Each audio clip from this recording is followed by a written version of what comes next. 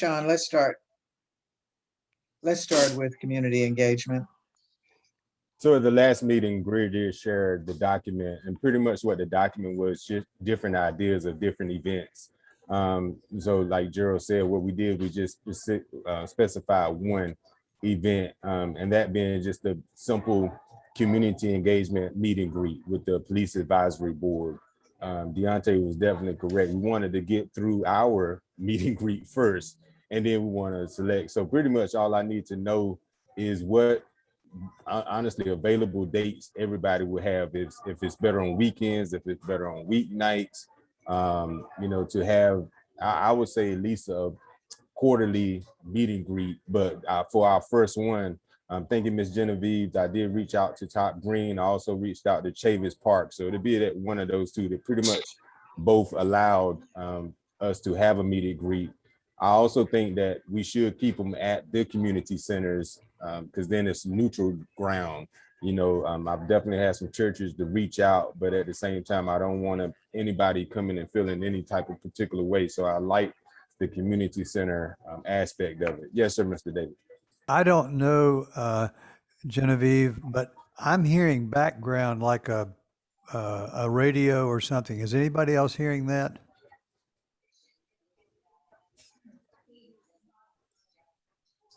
Okay, it must just be my earphones. Okay. Sorry. Sean, did you select a date that you want us to consider? Did you, when you were talking with the community centers, get their availability? Well, they just told me to let them know a date, and then that's what I wanted to do is y'all just kind of email me, I guess the best way to do it, some dates that you won't be available for, the next couple of weeks or next month. And then that way we can kind of come together. I want to make sure that I take y'all time in consideration. And I do know Greer's in DC. So it don't have to be nothing soon. It could be, like I say, either next month or two. But I did what I'm going to have these conversations with these community centers. And because like I said, what my goal is to do them at least quarterly. But our first one, June, July, August, either July or August. But any dates that you're not going to be available, you can email me and we can kind of, I'm sorry. Is there any problem with doing it before the end of this year? I mean, No. fiscal year? No. Which would be before June 30th. Is there any problem with doing it before June 30th? I think we should do it before June the 30th. Sooner the better. Exactly. That's why I was asking. Be able to publicize it enough in that short amount of time. Whoa. Somebody. I'm sorry, you're really coming across very loud for some reason, Deontay. Sorry, I'll type it. Can you tap it down some? No, we want you to talk. Just turn your volume down, Deontay. Just turn your volume down. I think he said he's going to type it because it's coming across static. It's not something he can control. Not. Let me adjust it. I'll type it for the meantime. If you'll put it in the chat, then.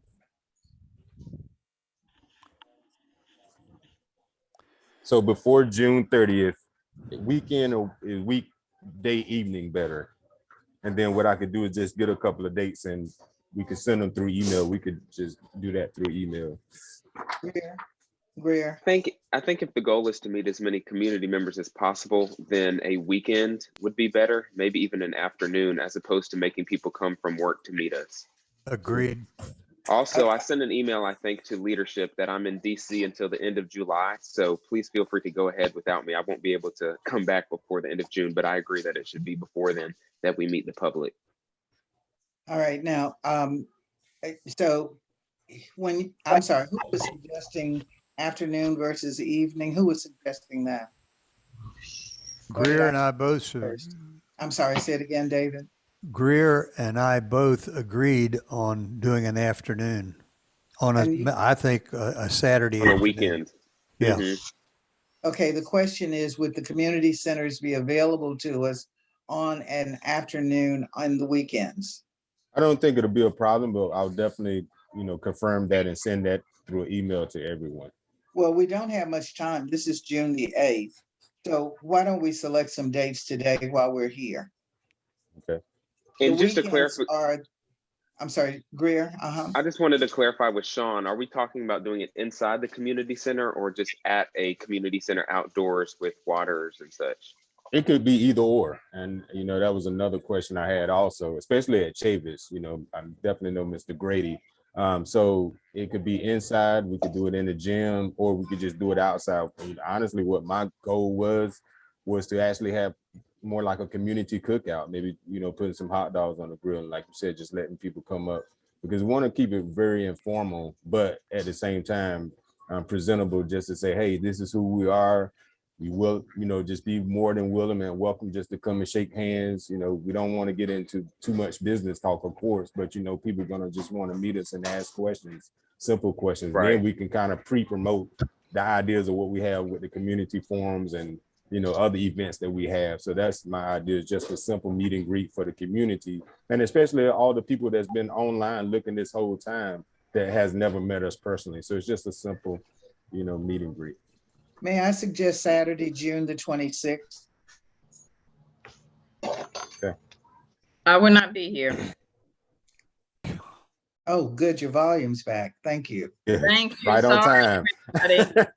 I'm sorry. I If don't know what's happening. if we're doing it on a weekend before the end of the month, that gives us next Saturday, which is the 12th, and I'm not available then. We have the 19th. Yeah, I'm not and we have available the 26th. 12th. I'm sorry. 19th. I said I'm not Madam- available the 26th. And Madam either, Vice Chair, so- Demetrius has his hand up maybe about a scheduling. Demetrius, Hey, family and friends, good to see everyone. Two things. Mr. Sean, let me know what community centers you're interested in, because I can coordinate that for you. So Okay. any city facilities we rent for free. So just let me know so I can coordinate that for you as well. Okay. So that you don't have to go through 8 emails. I can pick up the phone and take care of that for you. Yeah. Well, I personally know Mr. Bussy over there at Chase. That's why I said, Oh, he owed me but some no. favors. Me and Yeah, you both so- know him. He owed me some favors. yeah. So, Don't but even no, worry I'll about let it. you handle that. Yes, So- sir. And then also June 19th, they're planning a June 19th celebration at Chavis Park on the 19th. So if you would like to participate in that event, you can. I can make sure you have a table. People in the community are already going to be there. They might have some food, some snacks and everything like that. And it's June 19th. So it's already going on. And so literally I can get everything for you that you need. And that could be, it would already be a crowd there as well.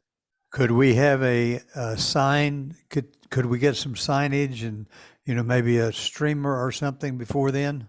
if that's something that your group wants to do, then I would make that part of your proposal to us.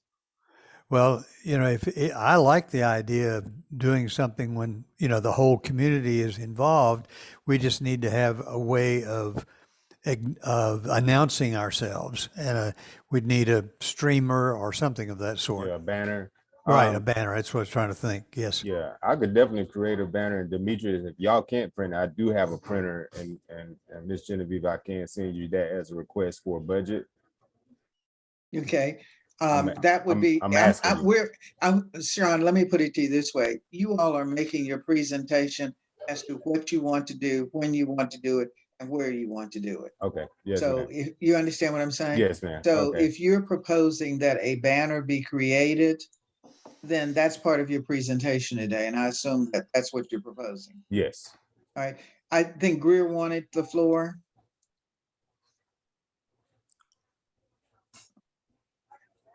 You disappeared, Greer. Can y'all hear me? Yes, We can now hear we you. can. Okay, great. Thank you. I was just going to add that I think it would be great to be at and present at the Juneteenth celebration, kind of as a meet and greet, but I still think we should do something else before the summer's end that's just us, so that folks don't get confused, because they're not there to celebrate us on Juneteenth or really to interact with us, that they already have their own schedule of events, to my understanding, to celebrate that holiday. And so it'd be great if we go and show as a force that we're there, but I think that we should have a separate event talking about strategy and hearing from the community, maybe in July or August. I agree with that. So can I propose this? And I agree with you, Uh-huh. Greer, 100%. So let's do June 19th, just to go ahead and get before June 30th. And then I'll look at August, because then you'll be back in August, right, Greer?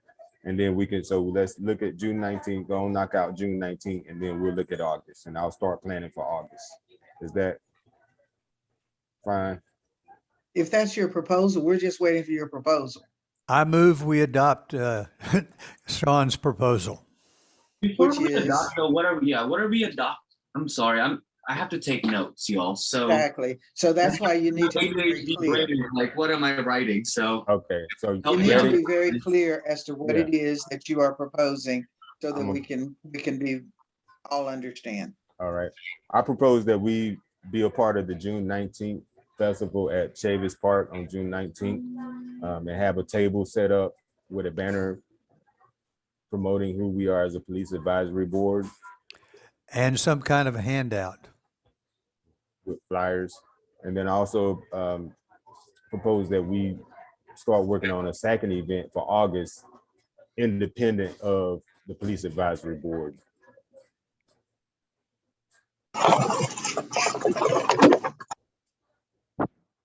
Is that a motion that you're making, Sean? Yes. Is there a second to Sean's motion? Second it. David seconded the motion. Okay, I found this on the web for us. There is Forget, that was my phone talking to me. Oh, I apologize. Is there any further discussion about this?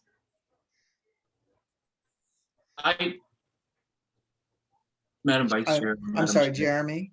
Yes, I am just hesitant with the proposal, if I'm being forthright and honest with you all. Mr. Bland suggested a handout, and I totally agree that we should have something to give away to people. And possibly also at that event on Juneteenth, have a date and an event that we can pass out and say, hey, here's an event that we're gonna put on together. But I just think we're passing this motion quickly without having, I don't know, I may be wrong. So I'm only 19, I'm only 29. So what do I know? But it just seems like we're trying to just. We pass- are, well, I would personally say, Jeremy, we are. And it is because of the sake of time, because when you're trying to pull so many different organizations and communications, and Madam Vice Chair is right, it's already the 8th. So when you're trying to put together things and you have to organize and coordinate with everybody else. So we are, but we're just setting up to get in place to move forward. Sure, But I understand what you're saying. I understand, Dave? Sean. I'm sorry, go on, Jeremy, and then No. David. Go ahead, Mr. Bland. no, I was just, I think we understand your concern, Jeremy. Let me see if I can just sort of summarize. Number one, we are proposing to do June the 19th with banner and flyer, which Sean has already suggested. And I think on that flyer, if we can identify a date and a place for a community exchange meeting, which would occur in August, that we would include that on our flyer. The second portion of our proposal is that we would have a community exchange meeting on sometime in August, a date hopefully to be determined before June 19th, at which time we would have a formal exchange with the community as the PAB to get their ideas and to share with them what we're trying to do. And I think at that point in time, by then we will have had our what do you call it, retreat, and we can most probably say on a flyer for that meeting what our objectives are for 2022. David, what you've just done is not speak to the motion that was on the floor. You have expanded upon it. And so I didn't hear a motion to amend. I motion to amend my motion. But You aren't the one who would need to do it. I move that we amend Sean's motion as per the comments that I just made. Jeremy, do you have those comments? All? Do you Yes, understand? I Okay, did. all right. Is there a second to the motion to amend?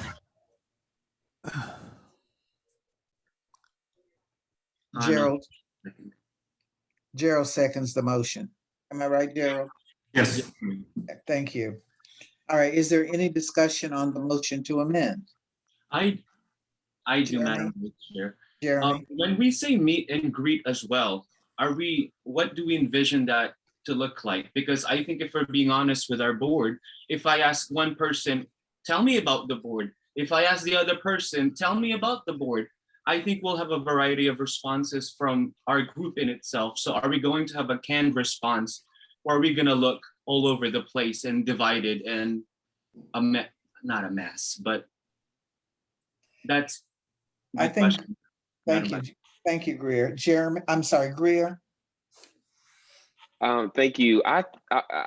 If you're speaking to the Juneteenth one, Jeremy, my understanding was that we were just going to go and present ourselves as individuals on the board and not get as much into board conversations. If they ask the purpose, I believe that we should at this point know what's outlined on the city website. And so I figured that the community exchange that Sean and David are talking about are more about policy and strategy, and we can meet before then to be on the same page. But I didn't feel as though Juneteenth, when we go out there to have a table or a stand with the community, is going to be our time to get across any type of personal narratives about the board. I just feel like it's literally a meet and greet us as people on the board who haven't even really met amongst ourselves yet.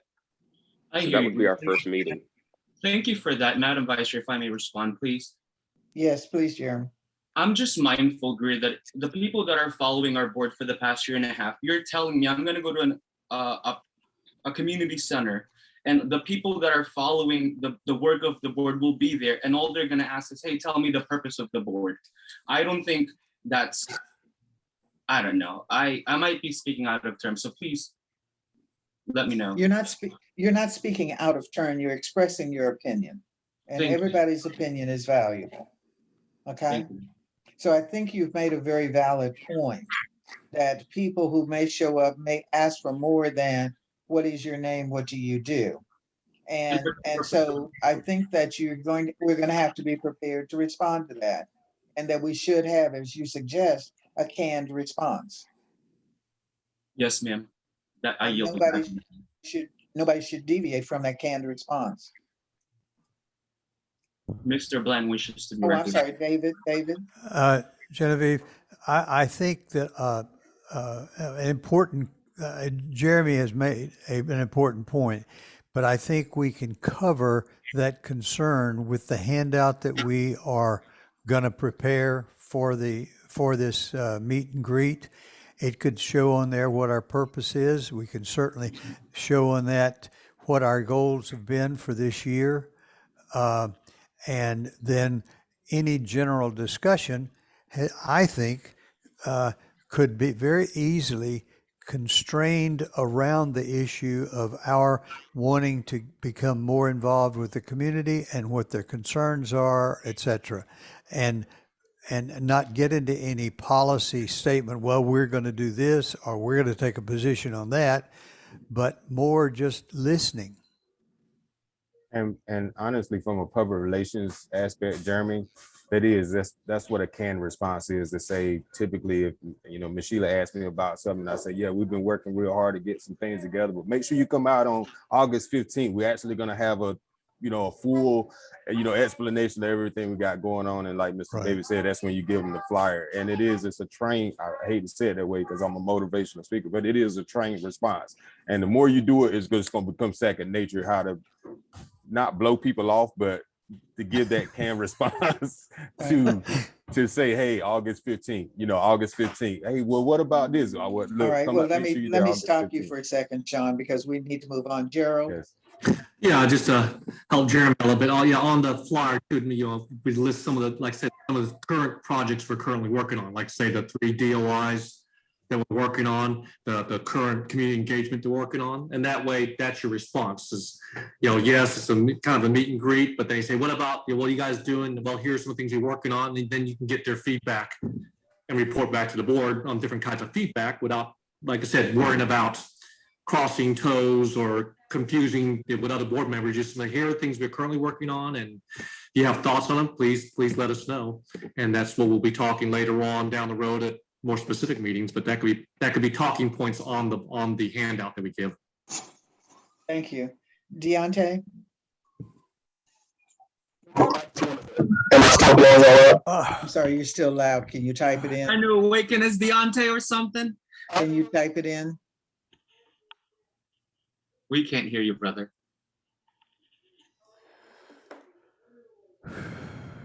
He's gonna put it in a chat for us.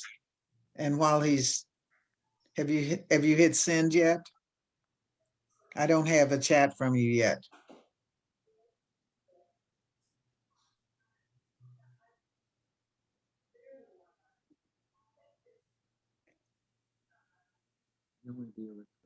He said he has no idea what's going on. Move Oh, on. he's saying move on. Let's move on. Thank you. It must be the headphones. I agree with you.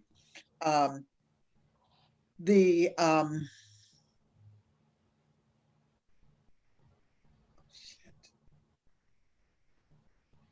can you guys still hear me? Yes, Genevieve, we have not voted on Good, this. thank you. I'm sorry, say it again. We have not voted on this resolution. I know, that's why I was Oh. moving this along. I was Okay. trying to move us along. Okay. I think that we've had enough discussion regarding the motion to amend.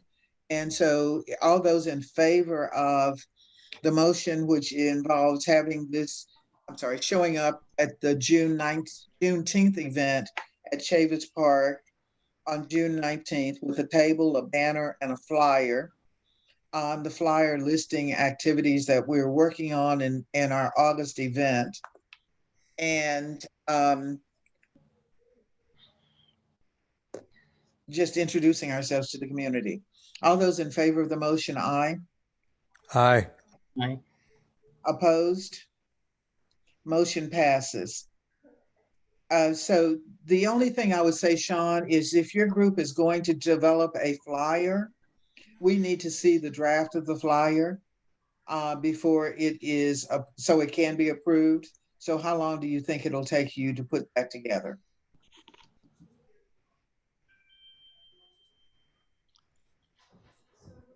Sean, you're muted. You're muted.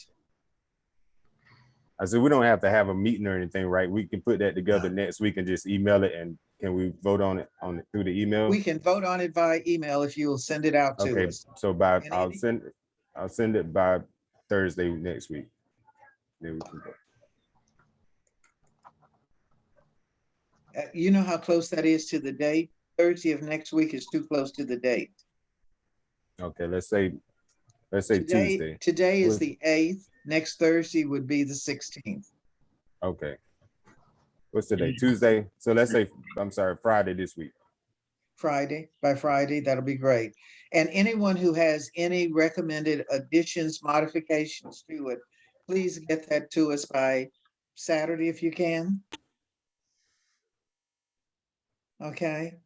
And all I would ask is just a couple of people send some of those ideas like Gerald was talking about. That's really all I need. Just if you could just email in and say, hey, I think we should put this on the flyer, and then we can kind of crunch it down. Good. That's all I would need. All right. And whatever you put together, we need to see the final version so that we can vote on it and it can then be printed. It can be printed quickly, right, Demetrius? All right. And are we sure that, so here's the question. Demetrius, do you arrange for us to be at the Juneteenth event? I will coordinate with Sean since he's the community outreach. So I just coordinate with community outreach work group and just make sure everyone is in the loop. Thank you. Thank you very much. All right. Is there anything else about community engagement we need to discuss at this time? Did you read Deontay's comment?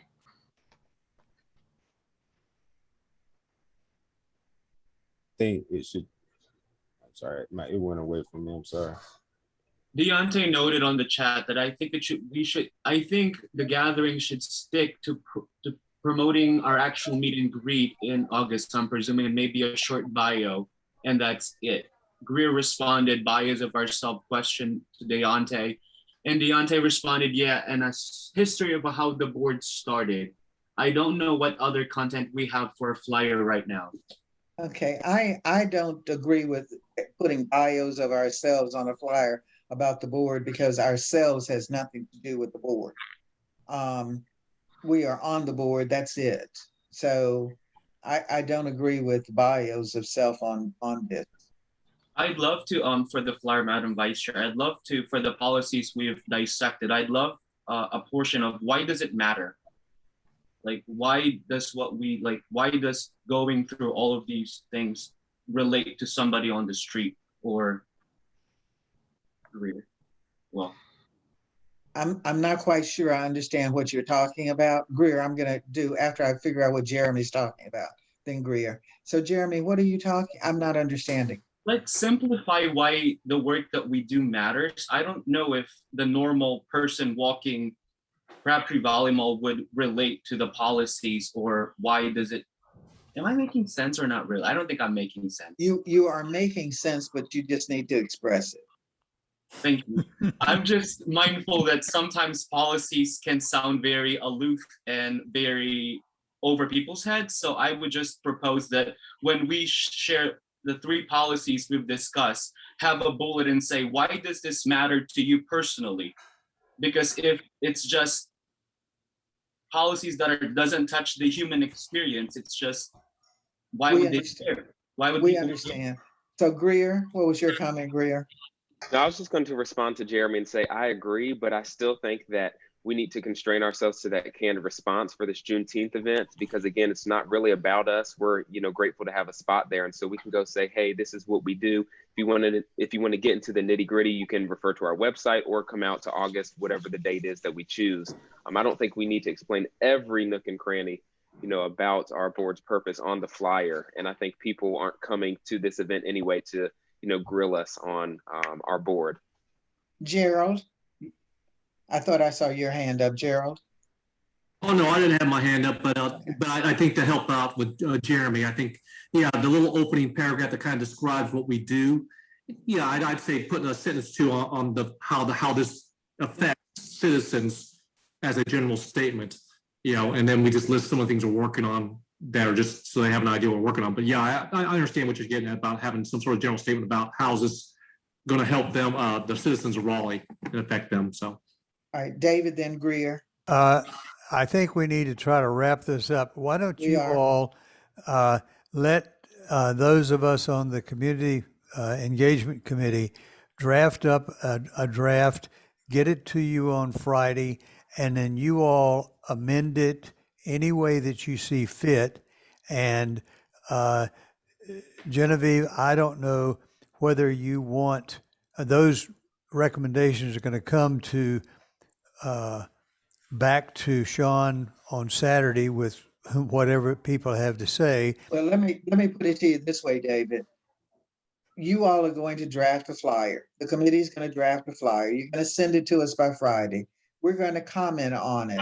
You're going to then modify it based upon the comments that you receive. Right. And then we as a board are going to vote on it so that it can be printed in time for Exactly. the event, Sure. okay? Understood. So That's what I was saying. Everybody who has an idea needs to submit the idea to you guys instead of us continuing to go back and forth. Agreed. And we'll leave it up to the committee to screen them out. And then we will all have a final vote on what's going to be there. Right. Okay. Good. All right. So we've got, okay, if Jeremy, if you'll look at the comments in the chat and just communicate those to the committee instead of us going through them right now, that would be good. Okay. Noted. Thank you. All right. So there's no further discussion on community engagement. Madam Chair, I turn it back over to you. Thank you. Thank you, Ms. Genevieve. Sorry I missed most of what you all was talking about, but I got the gist of what was going on. We're now going to first, I want to talk about one thing, and that is we do have 2 representatives that will be joining us. I just got it today. So we have a psychologist and we have another person that will be joining us, and the details will come out soon. Cynthia, she's Cynthia Cotella. What is it? Cottle. She's going to be joining us. She is a psychologist. She is going to be our one of our alternates. And what is the other one, Genevieve? I don't have it on me because I'm in another place. I didn't have a chance to look at it. I just remember. Okay, I think his name is Ty something. Yeah, I just remember he was from Southeast Raleigh. Yeah. Let me see if I can get it. I apologize. I can't remember what his background is. That's But that's anyway, okay. He's in with so those are the two alternates. those are the two alternates, and he's a lawyer. He has been a lawyer, so we would actually they'll be joining us in our next meeting. So I just want to update you all on that. We're now going to go into. If I can interrupt you, Greer has his hand up. Okay, Greer. Thank you, Madam Chair. Go ahead. No, go ahead, Greer. I was just going to ask for some clarity. I think I've mentioned it before, but I just want to be clear on our structure and our charge. Did you say that they'd both be alternates and therefore we wouldn't have a mental health advocate as a voting member? Just trying to understand why that's changed. They will be alternates. The other two will be our, which is Johnny and Deontay will be our members, and they will be alternates at this point. That's what the message I got today. Okay, so that was from the council? That was from the council, came through Dr. Caesar, and they was voted on, and they was active as of June 1st. They was notified. As of July 1st. They will be appointed effective July 1st. Yeah, July 1st. I'm sorry, July 1st. So they will be joining us. I hadn't had a chance to really look all through their what all entails, but that's all I have for you today. I'm just updating you on that. I understand that. It looks like Deontay's putting in the chat that he knows that Dr. Cotto is a great person. I'm just, I guess, still a little concerned, and I don't know if this is worth going back to council about our initial chart. I apologize, Greer, for interrupting you, but I don't think that discussion is appropriate for what we're trying to accomplish today. So yeah, I just wanted to update you on that news because I keep, people kept asking me about when we're going to get a new, when we're going to get the second. So those two came in today. So Genevieve and myself have not even really read all the details. The second thing we're going to talk about is Genevieve and I talked earlier today about the recommendations which supposed had gotten in, and I did get some about shortening it because it's so long. So all I did was basically just put all the recommendations together. So if we can go through the recommendations, kind of shorten them, and so they wouldn't be so long, I think that'll be appropriate. So let me pull up the recommendations. I'm not in where I want it to be. So excuse me, y'all. Well, let me start while you're looking for them. Let me start us off, okay? The first one that we were to look at was 11702. Yeah, go ahead. 1107-02, which is response to disasters. And we received comments on that one from me and Jill, and Cheryl and Sheila. I apologize, Sheila. I commented on it. Do you have them now, Sheila? Yes, I have the. Well, then I'll let you go back. I'll let you go on then. Okay, the recommendations on that we pulled up, it was 3 different ways of recommendations. So we need to narrow that because, like I said, Gerald, myself, Genevieve, and David. So we need to collaborate and pull those together on what we're gonna say as one recommendation. And one says separate civil disorder, crowd control, mass arrest, and make it an standalone policy. The second one is it is recommended that any chemical agent or force tools used for crowd control not already listed should be involved in 1108-1 use of force, along with the description and justification for use. The third one says this section should include a recommended requirement for the person declaring a civil disorder and authorizing use of crowd dispersal force to give written notice as soon as potential, but not to exceed 12 hours to the city manager and city council. This notice will include the circumstances that justify declaring a city disorder, any use of dispersal, force, arrest, and injuries should offer to officers or public. This notice will be released to the media within 1 hour of initial notification.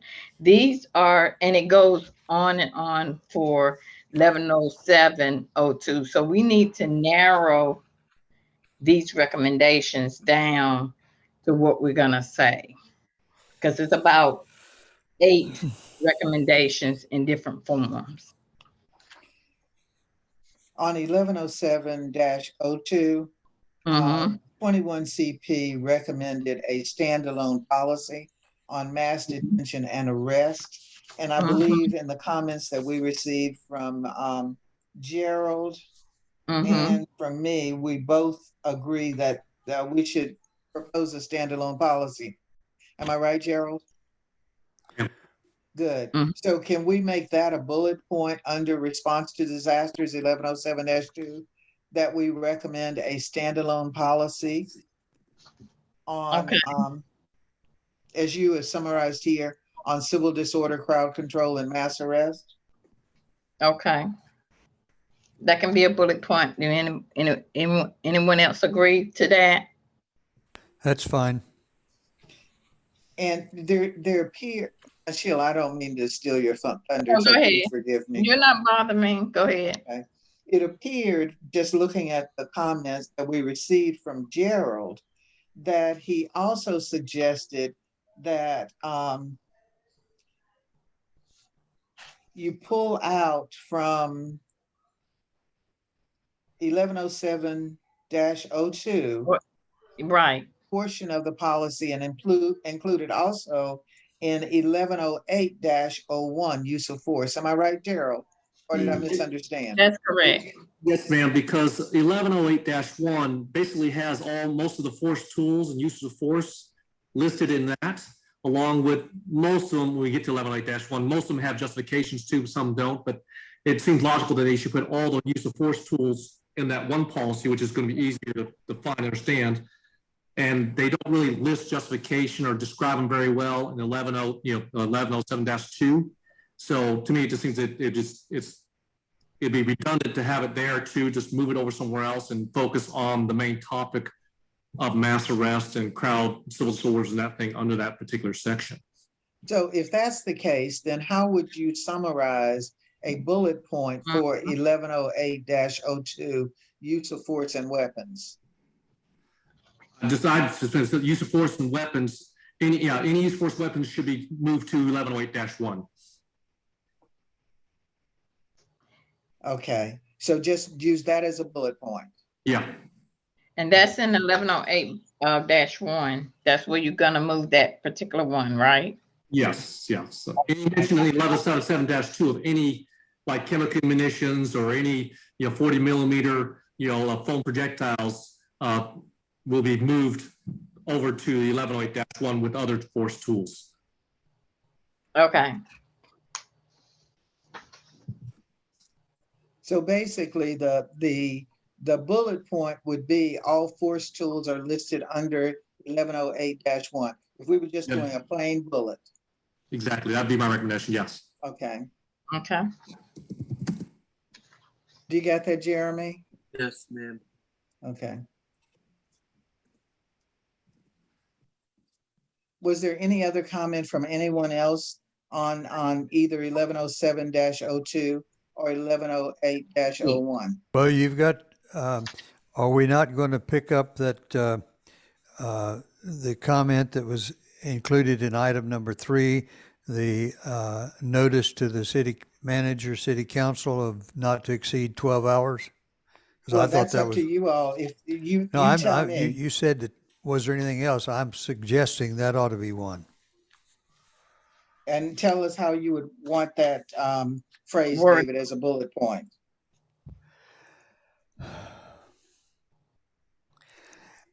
any use of force shall be communicated to the city manager / city council within 12 hours. Is that reasonable, Gerald? Yeah, as a bullet point is perfectly fine.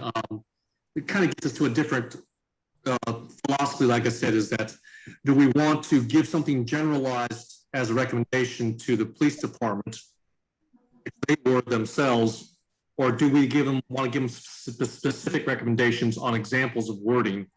I think, Corrective. personally, I think that I would like for us to give them some specifics, and then if they don't like the specifics, then they can come back and say why they're changing it to 20 hours or whatever. I think where possible, if we can give specifics over generalized, it's generally better for policy. Otherwise, we might lose something in the interpretation of a bullet point too. Right. So we can have a bullet point, maybe say, here's an example. Right. Do that in order to summarize it. But in general, I find that giving them specific wording as an example kind of reduces down on the vagueness and clarity that we're trying to give as a recommendation. And, and Gerald, that is correct, because, in 1108, it talks about the vagueness of the language, and it needs more clarity. So you're right. A little more information is better than vague, because I find in those policies, that's the problem. It's a lot of vagueness. So it's not a lot of clarity. Genevieve. Madam Chair, I believe that Jeremy had his hand up. I do not, Madam Vice Chair. Okay, I apologize. Genevieve, I think to try to keep things concise, that third bullet point, you could say use of force and pick up what's in item number 4, where it talks about mass arrest. David, I don't have things numbered as you're talking. So I don't This know was what the 3 first. is. I don't know what 4 is or anything like that. This was the first document Sheila sent us. It was 4 pages long. It is what she tried to summarize in this 2-page thing she sent.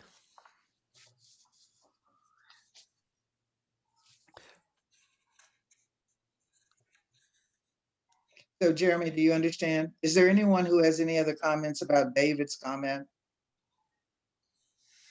Use of force in 12 hours? I have a question, Madam. Well, Greer, go ahead. Please do. Go on, Jeremy. My question, I want to understand Mr. Bland's point, Mr. Bland. So make sure I understand it correctly. Before the force is used, we want RPD to reach out to the city manager 12. Thank you. Yes, please. No. Sheila's recommendation was that within 12 hours. Okay. It actually was Gerald's recommendation. Gerald's initial recommendation is What is her that the summary? commander in charge be given to give written notice as soon as practical, not to exceed 12 hours, to the city manager, city council, that a mass arrest event has occurred. Correct. All right. So it's after the event, the 12 hours. Greer? Within, right. Greer? Well, it looks like Gerald may clarify. I think there's some confusion of within or 12 hours before, Gerald, but I think sorry. I'm sorry, go on. I apologize. I was just going to say it's the civil disorder, I think it's called, is declared, and then within 12 hours, there's some report to be given to the city manager and council. Is that correct, Gerald? Right. Yeah, so both the civil disorder paragraph and the mass arrest paragraph are essentially the same. It's just 2 different sentences. It's just we're saying that, hey, if we have a civil disorder that's declared within a certain period of time, higher ups in the city government, city manager and city council should be notified. And the same thing if there's a mass arrest, that the same type of notification be given to them. So 2 different circumstances, same type of wording. And again, I just use 12 hours as a hypothetical that people can discuss. Right. And could you clarify or just kind of confirm, Gerald, again, what the mass arrest is dictated by or looks like? Like what constitutes a mass arrest? Yeah, that's in they gave us like a short paragraph in the policy, which I personally feel should be expanded a little more to describe, what constitutes a mass arrest.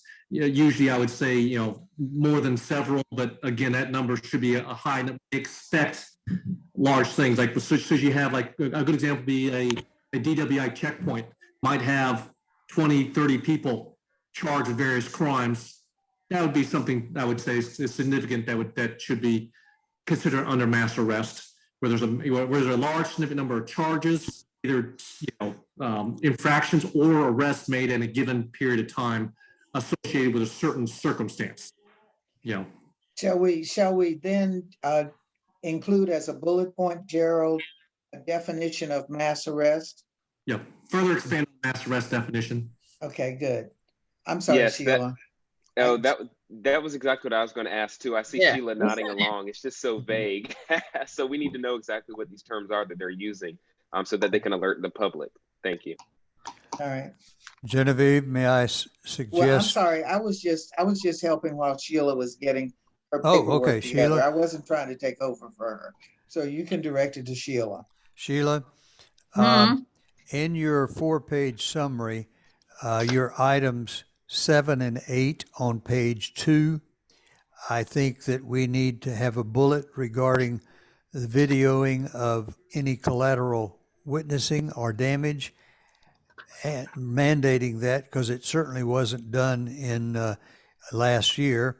And secondly, and Gerald, I'd like your help on this one, because these are two that I had recommended, that the officers be given specific training in terms of distinguishing people who are just simply participating in a demonstration / march versus individuals who are inciting violence and property damage. And David, are you still referring to 1107-02, or are you referring to some other policy? 02. Okay. It's 02, and I believe, just for those following along, that David and myself, I have them both pulled up, but he's referencing that 4-page initial document that Sheila reduced down, but she did take it in numbered format step by step. And so it's easier to understand what David's mentioning if you're looking at that document. It's still -02. So what is your shortened bullet point, David? I apologize, Sheila. The fourth bullet, I think it's the fourth bullet, mandate video and or collateral witnessing of property destruction. And the fifth bullet would be to provide training which distinguishes between individual participation in a demonstration / march versus inciting violence / property damage. That doesn't make any sense to me if it was a bullet. I wouldn't understand what you were saying if that was the bullet. So can you put it in language where anybody who picks it up can understand what you're saying? Would you just, well, I'll read. Sheila's items 7 and 8 do that on page 2. I know, but I'm saying put it in a bullet. Okay. A shortened version. That policies be developed which mandate video and or collateral witnessing of property destruction in order to properly charge arrestees. Any comments on David's comments? I have those two, I'm sorry, Greer. I apologize, Greer. I'm looking at Jeremy and calling him. It's okay. I have 2 brief remarks. David, thank you for that. One's a question for Gerald, and then one is a follow-up for David. The first one is, what does collateral witnessing mean? Because if we're going to say, I guess I'll time into one. I think it's going to be very difficult for us to ask for specifics if we're going to instead ask for RPD to create a policy that gives them room to create another vague policy. And so I think we need to come with specific recommendations. Therefore, we need to understand what they mean when they say video or collateral witness someone who is, committing property damage versus in the march, right? So if someone is walking down the street protesting and they kick a car on a tire of a police car, and then they get arrested for property damage. And so how do we, I guess that collateral witnessing, I'm trying to figure out, what does that mean? Are we asking them, if we see, folks engaging in property damage, they need to turn so their body cam can video those people, and so therefore they walk over and just video them and then arrest them? Or I'm just trying to figure out what we can make our specific recommendation here. Yeah, I would leave out collateral witnessing, just because it just would be a witness statement on it all. Again, our main thing would be like to do the absence from the board is the absence of body cameras and recording devices being turned on when obviously we should have been, and the officers confusing the difference between a peaceful protest and when it actually started turning to some property damage and to a civil disorder of not turning them on or not having, and of course later on down the road we understand that they may not have the equipment attachments to do so, but I would simply refer to David's try and bullet point that is to leave it with the directions to turn on body cameras to capture Agreed. the capture violations or civil disorder type situations. Without Perfect. I'm trying to help David out here too, but I haven't thought of the Agreed. wording myself for the No, bullet point. agreed. So the specific bullet, Gerald, you're saying should be a mandate that they turn on body cam and become witness to property damage or what they think may be property damage, so that we can then later, go back and see, or whatever body can go see if they're correct or not. Yes. Body cameras should be turned on to record any violations or suspected violations. Good. Yes. Something to that wording. But to me, that seems to fall under 1109-18, the body camera section, and not under 1107-02, which is what we were talking about. Exactly. That's what I'm saying. Depends where you guys think it belongs, because I kind of worded something similar under the recording devices on a later policy that we're covering. And again, we may just leave it off of 1107-2 and just leave it and have it reinforced under the other policy of recording. Yeah, My I think feeling for would be That's it would fine. be easier found under 1109-18, which is the body cam. I would agree. I would Yes. agree. And so I think we can just choose to do that. I will say that on Sheila's initial report, it was following those 21 CP solution recommendations. And so they tied it into 02 because it was responding to mass disasters. And their recommendation was that the body cams are used differently. So if we want to stay consistent with that, I say we leave it. If we want to tie all the body cam and technology under one section, we can move it. I think everything body worn camera should be, I think we should move it, because like Gerald said, it's under 5 on the body cams, what Gerald had written. Number 5, when lawful gatherings turn into civil disorder under 1107-2. That's what Gerald has written. So I think it should stay right there. You see it? It's under 1109-18, body worn cameras on number 5.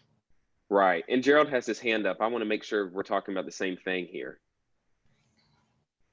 Well, what you can do under 1107-2 is make reference that all recording, body camera recording or video recording, should be, in compliance with and refer back to the other policy. That way, when they're reading everything, well, should they record it? You say, well, it tells them here about recording to look at the other policy as the general directions on what they should record. That's a good idea. Yeah, Madam Chair, my question, may I please ask a question? sure. Maybe for Mr. Gerard. How do we know if the body worn cameras and facial, how much information do we have? Are they gonna use what's in the body worn camera as a facial recognition? Is there a wall dividing those two? I don't want them to turn on their body worn camera and use those images for facial recognition. I do not know the technology in which they can interlock the two together. That means take video of any type and then apply facial recognition to it. I don't know what they currently have available to them or not, which will be the other discussion of another policy, probably unwritten right now, that we're discussing later on. Exactly. But yeah, that'd be another policy discussion. Facial recognition is 1110-13, and again, we have to discuss that at a later date. Yes, You know, That technology is something that they don't use it, but they did use it. And then they had stopped using it. So I'll discuss that at a later meeting about the facial recognition. But right now they do use a lot of the body cam. Right. They was trying to tie it in with the body cams, but that didn't happen because of the contract they had with Clearview. So they stopped using that. So we're just gonna, like I said, like Gerald said, at a later date, look at 1110-13 facial recognition. I just threw it in there as I was reading. I have to present facial recognition. Yes, ma'am. Thank you so much, Madam Chair. If I may ask, may I please continue briefly? Sure. Maybe y'all would know, but maybe Gerard would even know deeper. Does RPD have a policy person that drafts their policies? Do you know? And is there a way for us to, I should be careful how I say this, not collaborate, but Insanity is doing the same thing over and over again, looking for a different result. So why don't we say, hey, you're people of good, well, I'm careful of what I'm saying because I'm being recorded and Gur is laughing at me in DC. So all I'm saying is like, if we have to be rooted in reality, shouldn't we? Like, if what we're doing isn't moving the needle towards further justice, it's foolish for us to think that deputized authority would listen to non-civilians. And I don't know, maybe I'm living in La La Land, but why can't we reach out to them and say, hey, partner with us in making it more equitable, more livable, more just Raleigh? I don't know. Am I stupid in saying that? So please say yes, I am if I am. Gur is about to shoot me down with his words. Go ahead, brother. This is why we have democracy, right? Continue. No, I don't think you're wrong at all. I would just say that in the essence of, time and what we're doing here, that it's important to understand the histories that the policy people at the police department have given us what we have now. And so when we're making the recommendations, I don't think it's wrong to collaborate, but I just was understanding that our duty was to make the recommendations and present them to council, who then has that governmental force to say, okay, we agree, we disagree, these need to be implemented, versus us trying to collaborate with the group that we're trying to change and edit. And so I do hear you and feel your frustration, but I think we're making progress today. And so I think that when we present our recommendation to the city council, we lean on them to work with the RPD policy folks. If that makes sense. Thank you. That is correct. Are we finished with that? Madam Chair? Go, David. We have one other item that I think we ought to consider under O2, and that is to mandate a modification of their training program to more specifically address the differentiating between participatory demonstrations versus inciting violence or property damage. Gerald, is that possible? To me, that's really not a policy thing. It's really more of a mandated training request that they have training specific, because you have policies on one side, but then you have training curriculums, which are separate policies. Now they should intertwine, but what you're asking for training, I would sort of say make that a training recommendation to ensure that they can provide proof that training was given, covering that item you're talking about, but the recognition, the difference between the lawful protest and civil disorder. Okay, that's good. I like that. I just wanted to jump in and ask Madam Chair. I believe that rounds out O2, and I'm just wondering how far along this document. What was that? I'm sorry. Can you hear me? I can hear you now. I was just saying that I think that rounds out O2, and I was just asking how far we planned to get today. It looks like we can tackle at least that -21, which is just one standalone policy. But I was just wondering how long we were choosing to spend on this document you sent today. Okay, what we have to do this so we can start pulling this together so we can finish up our year of recommendations for these policies we have already presented to council, so we can go before council again, send them before council before the end of the month. So we kind of have to narrow this down. They say it's 4 pages, so we can narrow it down hopefully to 1 or 2 pages. So we are finished with 1108-02. Have we finished 1108-02? 1107 Well, 1107. 1107-2, I'm sorry. Yes, we have. And the next one I see is 1109-21, the special events and dignitary. Mm-hmm. So, any comments on that? Because it was just one thing that was added. I was going to ask a question of Gerald, but I don't want to take up all the time if others had something on this policy. No, go. Okay, I believe the recommendation was that after action reports need to be a standalone policy, and they need to include the community's involvement more so than what the police chief's response to last summer did. Is that a correct understanding of what's currently written? I guess Sheila or Gerald? And how would we make that a bullet? That wasn't currently written. That also was something that 21CP was talking about, the stakeholders and the community. So that was something I added to. Right. Yeah, I'm sorry. I just meant, did I say, is that a correct interpretation of what you were saying? That there needed to be more community involvement, and that's what 21CP said in their report? Correct. Okay, and so I guess I was asking Gerald, how do we turn that into a bullet for RPD policy other than to just say all after action reports must, again, include X number of, how do you make that not vague? Because they can say, hey, we talked to, again, Joey Bag of Donuts on the street who was downtown, and that's our community involvement. And 21CP is obviously saying that's not enough. So what is enough?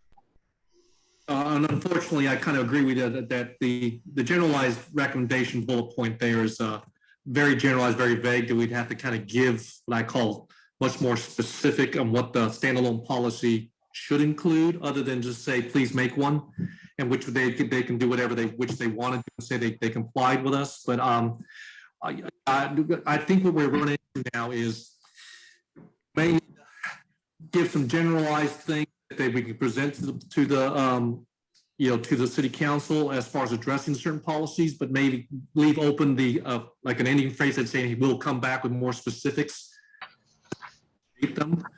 Because yes, I do agree that there should be a standalone, but how do we go about how do you go about executing it in a practical form, which is going to comply with the general recommendations?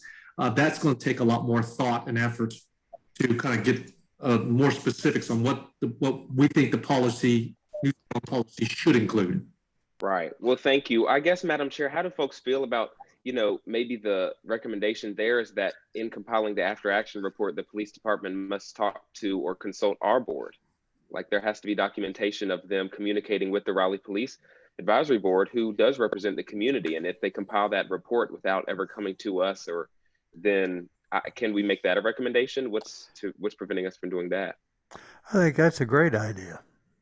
So all after action reports of mass demonstrations must be, they're not going to let us approve them, but must be in consultation with the Raleigh Police Advisory Board.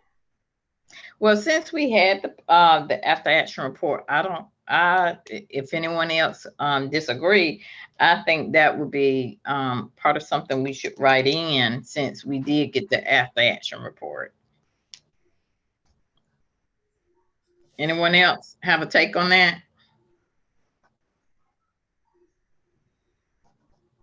So Greer, what's the bullet point to that?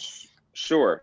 Thank you. So for 1109-21 special events and dignitary security, our recommendation is that, I'm trying to just look at this general statute.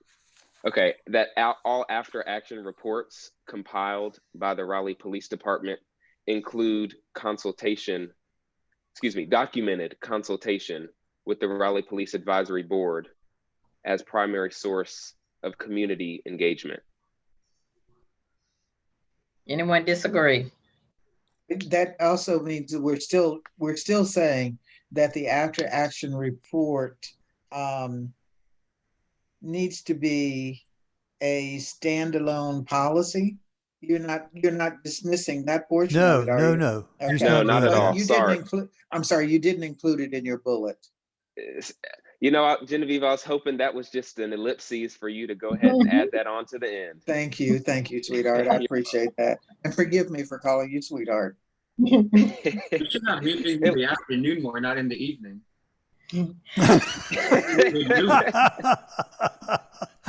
Sorry. Okay, we're at 1108-01, use of force and weapons. Anyone? We already identified that 1108, anything that deals with weapons should drop down it. Am I correct, Gerald? Yes, that all weapons and uses of force should be listed here along with justifications, description and along with justification, because currently they do not have listed for all the different tools, even listed in 1108-1. And then some of them are synonymous with each other. So some use active resistance and define active resistance, which I like. They define active resistance.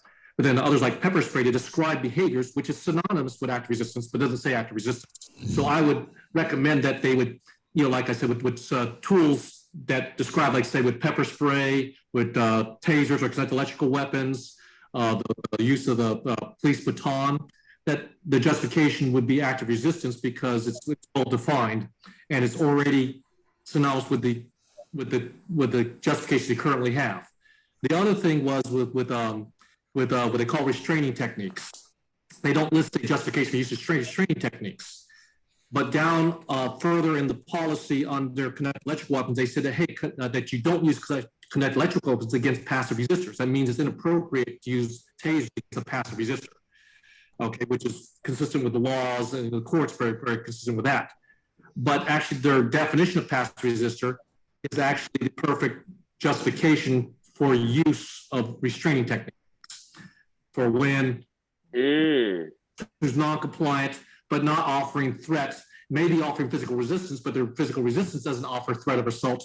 That would be something you try to hold on, grab someone, try to restrain them on, would be appropriate. And so where they do not even have a justification listed for passive resistors, I would recommend that we give them one as far as, hey, for passive resistance or for restraining techniques, they need a level of passive resistance. For other tools, they need a certain level to include, like deadly force, of course, is for when there's a reasonable threat of death or serious physical injury. Okay, now none of that was a bullet. No, it wasn't. Can I So, ask- Well, you want to take all of that and put it into 2 or 3 bullets? Yes. Can you do that? Because that's what I tried to do with everything that you were saying. yeah, Gerald, can I ask Here's you a where I question, came up Gerald? with. I'm sorry. I just Here's- wanted to ask Gerald, I'm looking at this document. I see a definition for active resistance and passive resistance, including such resistance may include physical resistance, which does not pose an imminent threat of assault or indicate escalating aggression. Is that our definition, or is that what's already listed in the policy book? that's what's already listed in the policy, but it's in a very innocuous spot. I see. So the Yeah, they ask is move. that these definitions be included right after the definition of non-deadly force. Is that correct? Exactly. That way That's it's the bullet. That's the bullet point. Am I right? yes. So move the definitions up. This is what we waited 8 months to do. It looks like we've really got the gears turning now. So right? let me just make sure I'm understanding. So we would include active resistance and passive resistance definitions right after the definition of non-deadly force. That is our bullet point, correct? Correct. Great. And that's for 1108-01. But then there's Correct. still another recommendation, number 9, Sheila, that's going to be a separate bullet point or an additional bullet point, Genevieve, that deals with the retraining of all commanders on special munitions. Is that correct? Where did you get that from? I'm Number looking at 5. this original document. It's number 5 under 1108-1. So we've got those definitions. And then Sheila wrote that we need to recommend that RPD enact recommendation number 9 from 21 CP that clarifies and retrains commanders on when and how to deploy special munitions. Right. Because the issue was that they were deploying expired tear gas, I think is what's the root cause of that recommendation. I just want to make sure that's correct, Sheila, so I can give it, or David can give it to Genevieve. I said adopt 21 CP's recommendation 9 by developing more specific policy guidelines on the use of force and crowd contents. Clarify and that's what I wrote. Yes. Okay, so I guess again, we're trying to do the bullet, and I think that's what you were trying to do. Yeah, I was trying to do a bullet. Okay, I think that's what Greer is trying to do. Yeah, is turn it into a bullet. Am I right, Greer? That's correct. But if someone else wants to give the bullet, I'm not opposed. But I do have one ready. Well, go ahead. Give it. So I would make that into a bullet by saying RPD should enact recommendation 9 by 21 CP, retraining police commanders as to when and how to deploy special munition.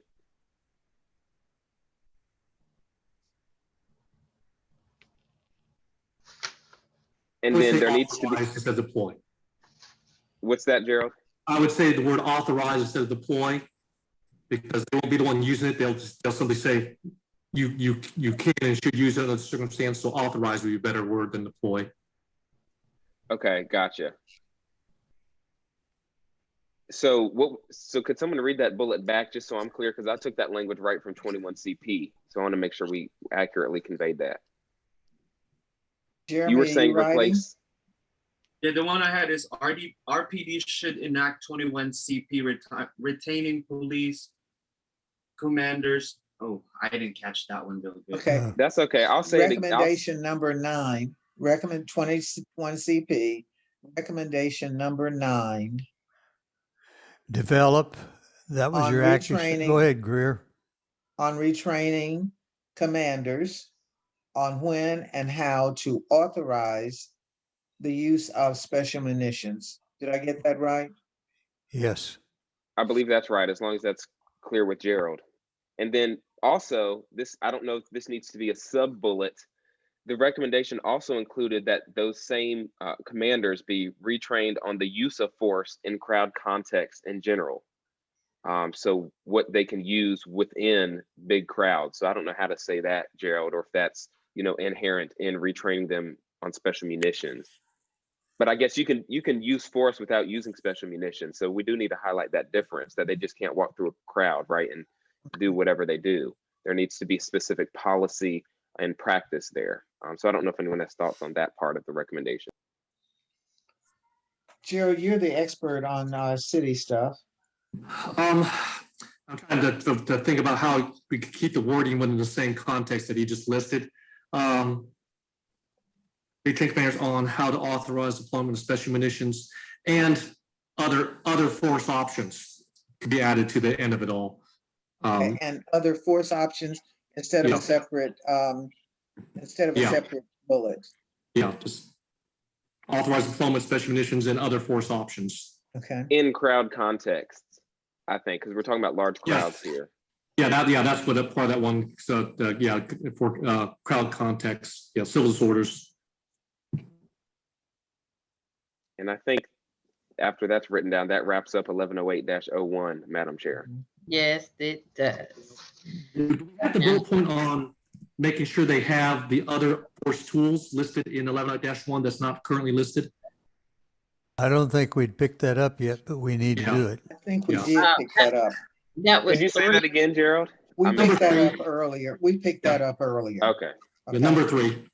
Number 3.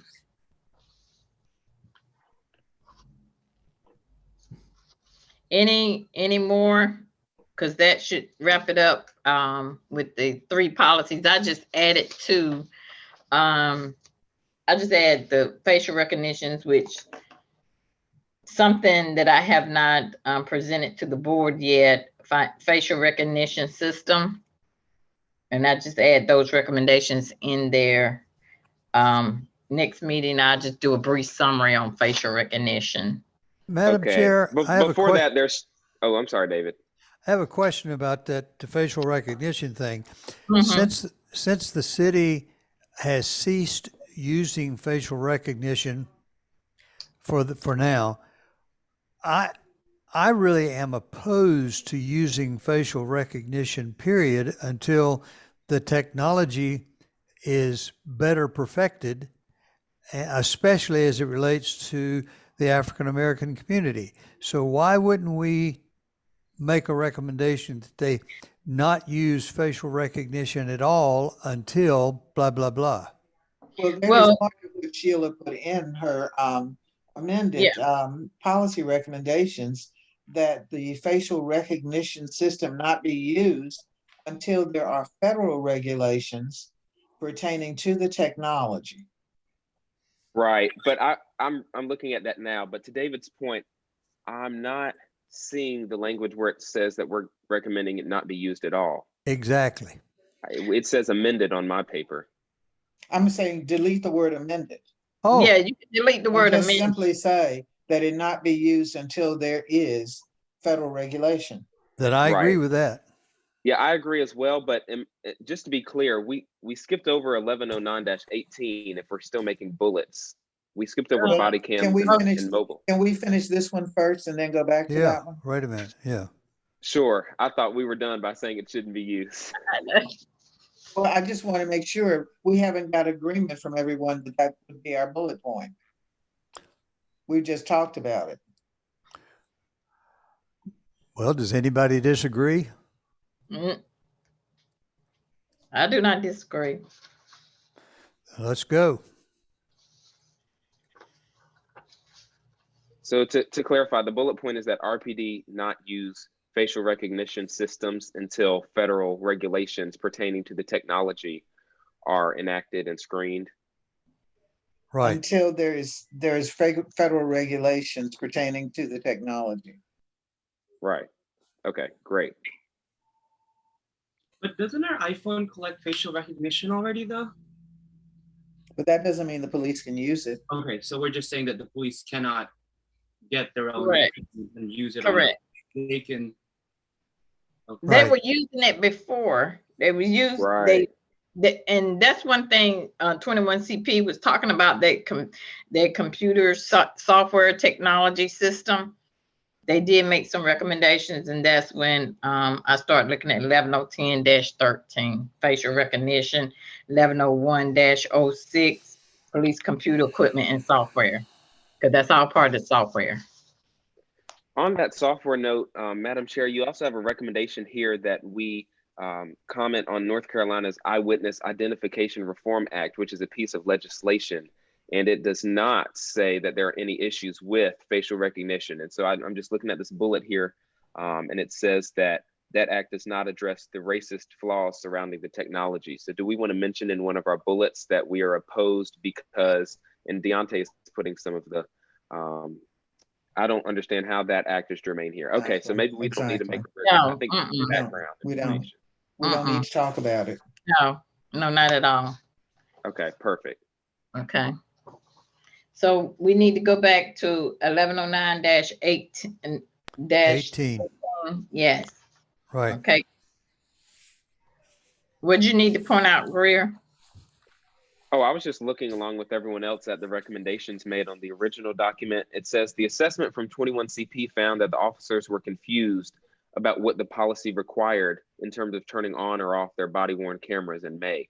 Therefore, we must recommend that this policy needs to be revised.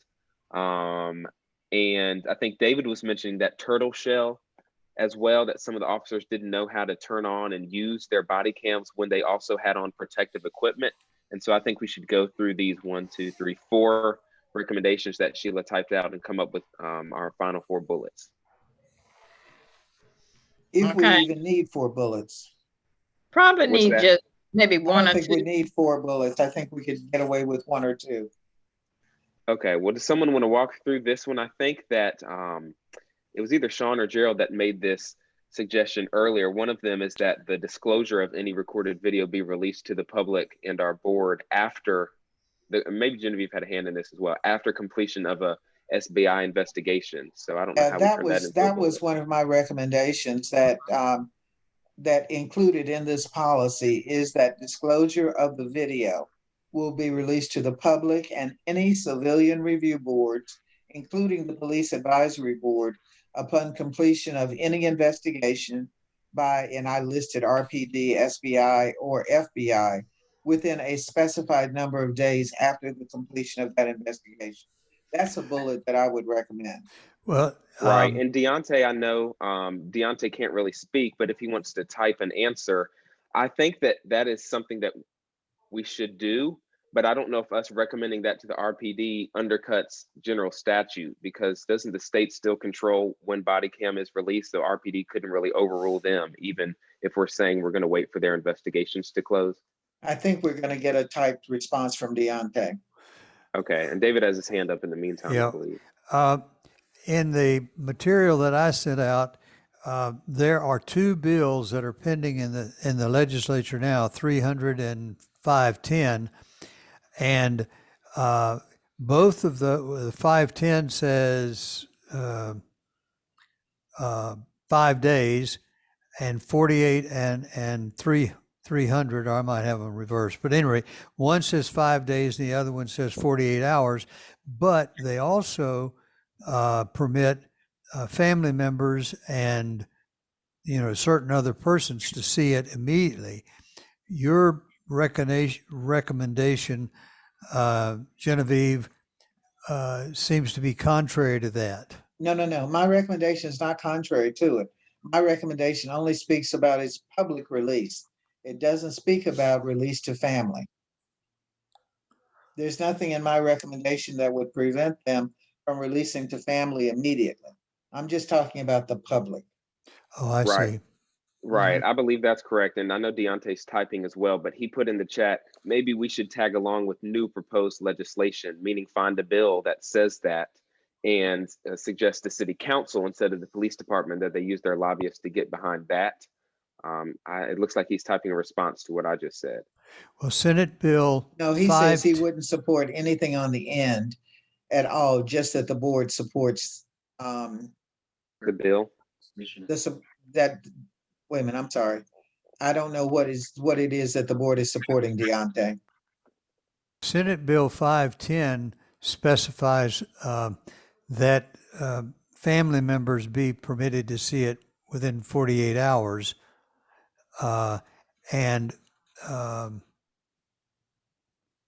Deontay is saying that he wouldn't add any verbiage from us, but to say the Raleigh Police Advisory Board supports or recommends, and then just use the bill title language in whatever we choose. And I believe David was telling us the bill names so we can look them up. Yeah, but the problem is that what David is talking about is the Senate bills. He's not talking about the House versions of the bill. And so you may have different bills. And I don't know if we want to be endorsing a particular piece of legislation in our recommendations rather than just making a general recommendation.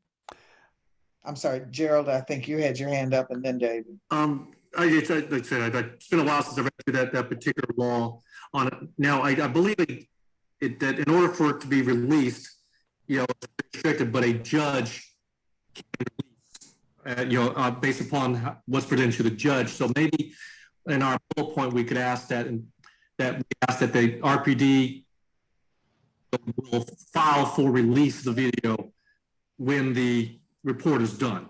So that means to file for release, a public release of video when the report is compiled for any investigation onto a civil arrest or such activity. Maybe we want to word it that way. That way, we're asking something that can be done within the law now, and we're just sort of saying that Raleigh PD will, request release of the video, applicable videos, upon completion of investigation. Yeah, I think that's great, Gerald. That keeps us away from the legislation, but it also allows us to push RPD to be more out front. You all may remember that stabbing video of Micaiah Bryan in Columbus. The police department well, the state laws were a little bit more relaxed, but the police department said, we want to get this out. So for Right. RPD to be out in front when, whatever you want to call it, incidents of use of force, controversial use of force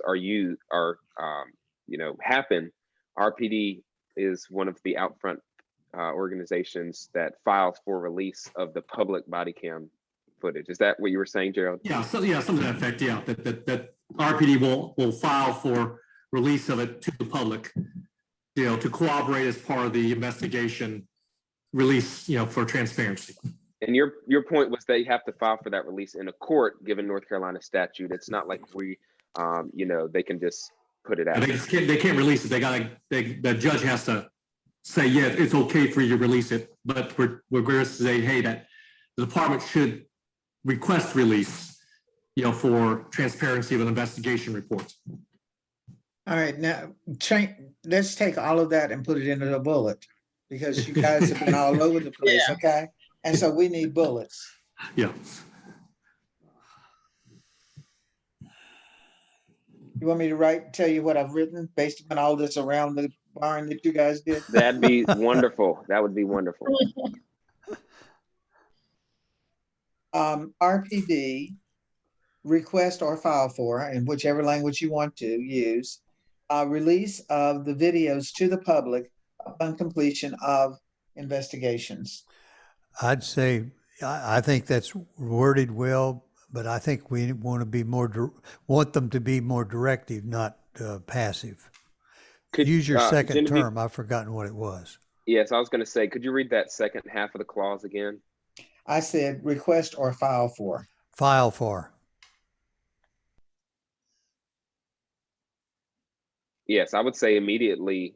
I mean, this is where I would defer to Gerald. I'm sorry. We're talking about language right now. Don't go around the barn again, okay? Are you talking about request or are you talking about filing for? That's all I need to know right now. Filing. Filing for. Let's do that. And then my question is how we are identifying the moment and the time that they're filing. Are we just saying, any controversial incident that involves use of force that there's public outcry around, we want them to immediately file for? Are we saying immediately following the conclusion of the investigations? Because to David's point, some of that legislation doesn't wait on the end of the SBI's investigation. Yet your recommendation was that, that concludes, Genevieve. So how do we delineate? I guess is my question for Gerald, so we can finish out the bullet. Yeah, you would have me on that one there. The only reason why I said after investigation, because sometimes a judge will not release if they feel it will interfere with an ongoing investigation or, prior to trial or such things there. So yeah, I wanted to kind of stay away from that pre-trial stuff.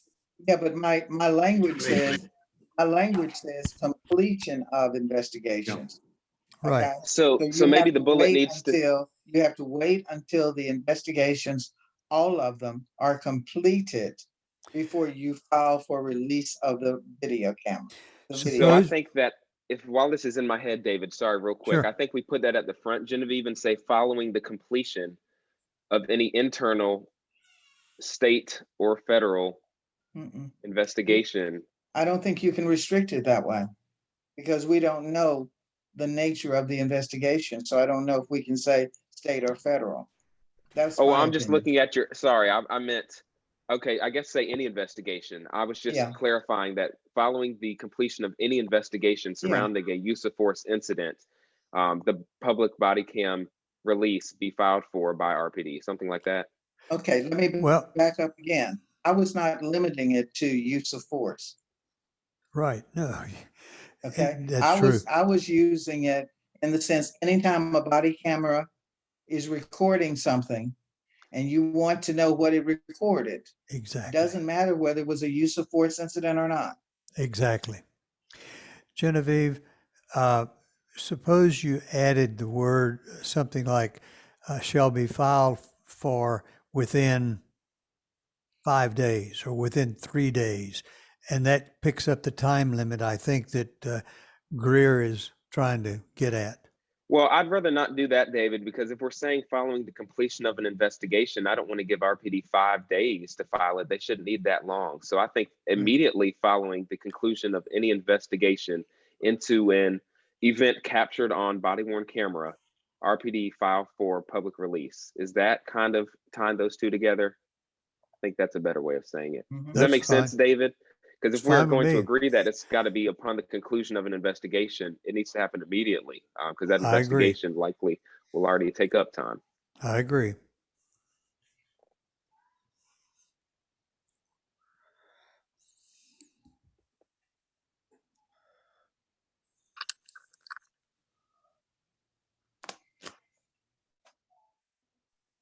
Okay, do we have that bullet point? Yes. I Now, think- you- I Go think ahead, I'm so. sorry. If Genevieve may read that back to us one more time, what you have. RPD file for the release of videos to the public. I'm sorry. File for release. Okay, hold on. I'm trying to figure out where the immediately should go in. Immediately upon completion. Well, that's what I had written down, but when I started reading it back, it didn't make much sense. Oh. To be honest with you, but that's what I've got written down. File for release of videos to the public immediately upon completion of any investigation. Is that what you said? That's what you're meaning, Greer? I believe so. I'm looking in the chat too. Deontay said the completion bothers him. How does it bother you?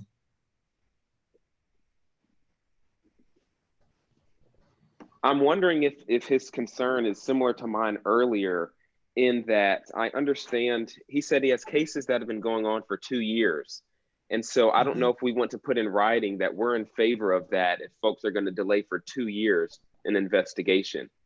That's a good point. I don't know how you would, if the I don't know investigation is still, if the investigation is still ongoing, and this is a point I made in some earlier email to you guys, I don't want the release of the body cam adversely affecting some witness who hasn't quite been interviewed, and whose testimony might be influenced by what they see on a camera or what they hear in the news media once the video has been released. So I'm not bothered by the fact that an investigation may take a period of time to complete. Yeah, I don't know. That's a tough one. Deontay has the expertise there. I'm just thinking of current events that involve, in their cases, heavy use of forces, like the George Floyds, the Andrew Browns, and others. And if an internal investigation takes a year, we would just be getting to, the video. And this goes to another point. I want to stick to this bullet, but later down in this same recommendation about phone video camera recording. If we were waiting a year, we would have just seen the video of George Floyd. And so I think we do want to be careful with this one, where we're saying, are we going to wait, those 2 years for cases to complete and then say that RPD should put them out? I think we should just maybe say as soon as possible.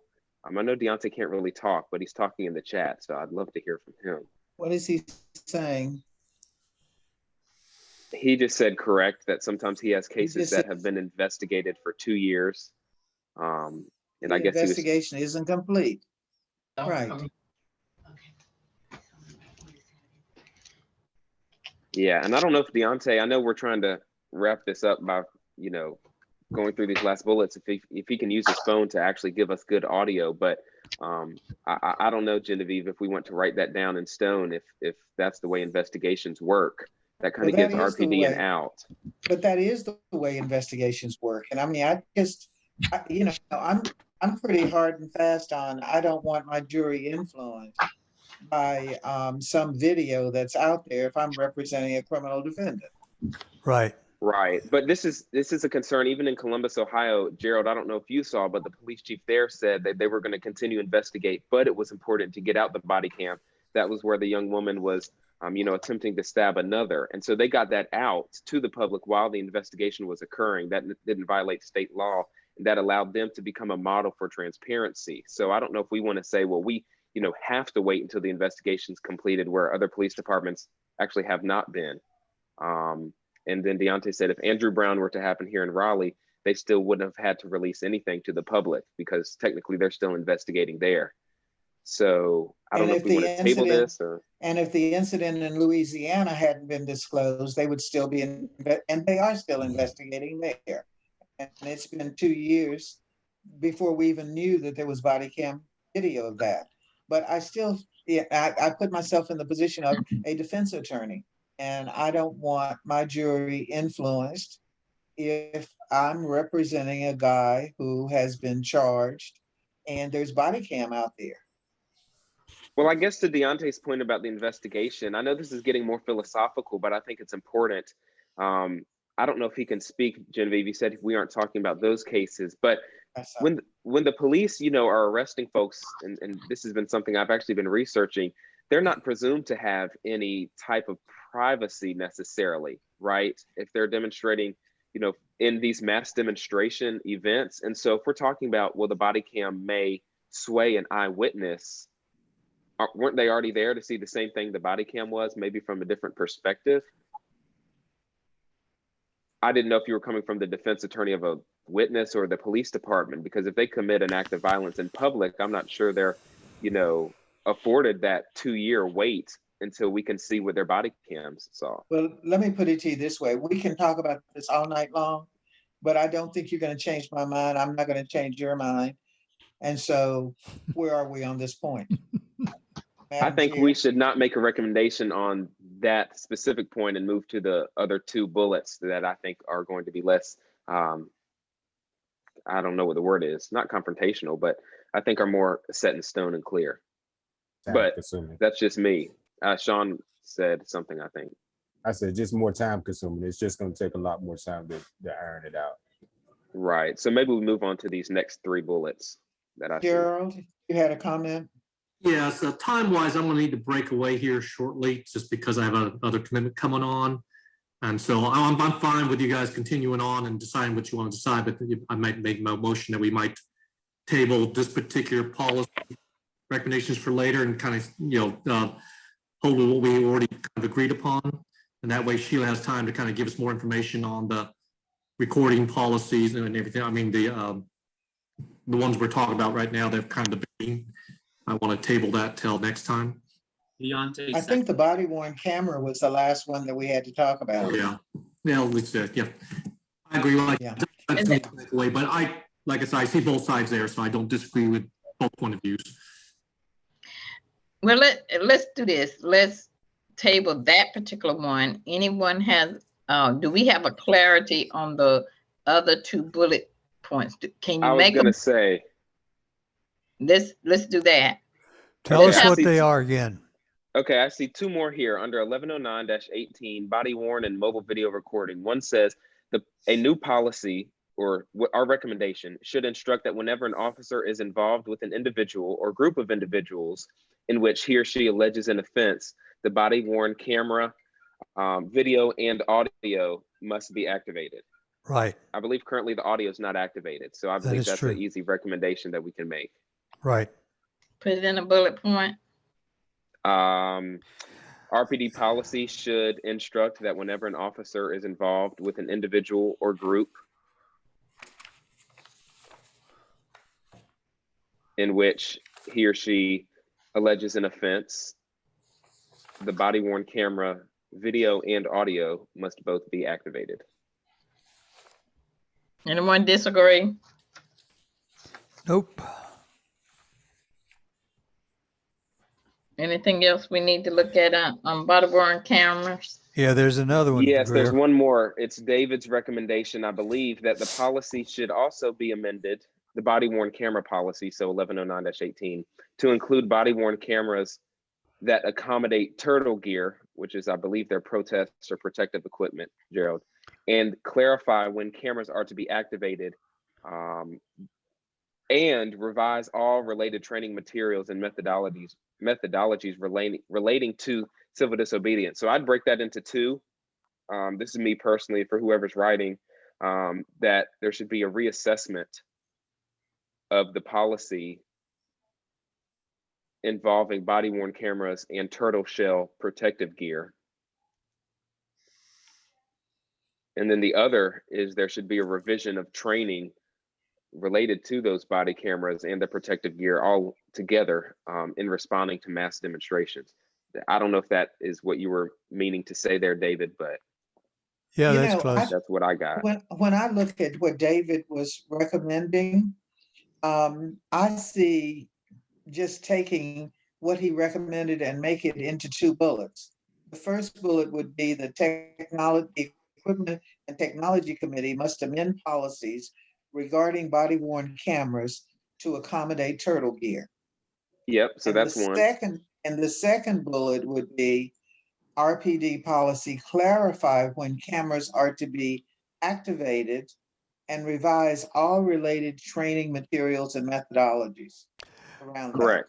Genevieve, Am I right, David? I would agree. I agree totally with what you said, but I think, and Greer, you correct me on this, they can activate the camera, but not the audio. You got to do both, don't you, Greer? That's correct, but I think our other recommendation takes care of But- that. So But your first part takes care of that. It does. Oh, Audio okay. and video are activated. Okay, so cool. let's just make sure that Genevieve, I guess you wrote it down, so you know that I just want to make sure that's clear for all cases. That includes civil disobedience or mass demonstrations. That video and audio must be turned on. And then this Yeah, next but bullet, see- David, But is see, what she was, Greer, I I'm believe, not saying. limiting it. I'm not limiting it to only those circumstances. She's I know. going all the I said time. including. I said including. Okay, but I'm afraid by putting that language in, you might be No. ignoring the Don't other- put that language. No, I wouldn't put that language in the writing. Could you read that most recent bullet about methodologies again? I believe it was a little vague. RPDs to clarify this particular policy when cameras are to be activated and they are to revise all related training materials and methodologies. Right. And so Right. I know Gerald has to jump, but what is that last part? How do we make that clear? Are we saying we want them to retrain on body worn camera methodology in general? Are we saying that give their option currently to turn on their body cams is too subjective? Just trying to understand what we're trying to ask them David, to change, David or David, Gerald. it's your Well, recommendation. I thought that our first bullet specifically directed that they would be turned on both audio and video, period, paragraph. Then, Period. Mhm. But David, Jen- excuse me, Yeah. but that said, I believe in the bullet, we said that for when they're when officers are alleging that an offense took place. And so there's Yes. still some Yeah. right. So there's That's still the only some time they can turn them on anyway. They right, can't turn Right. them on just in general. Right. Okay. right. So Okay. there's got to be an offense for them to turn them on. that's their privacy issue. I think we're So together David- on this one now, aren't we? Well, Yes. David, we still need clarification, I think, on what methodologies you think need to be retrained.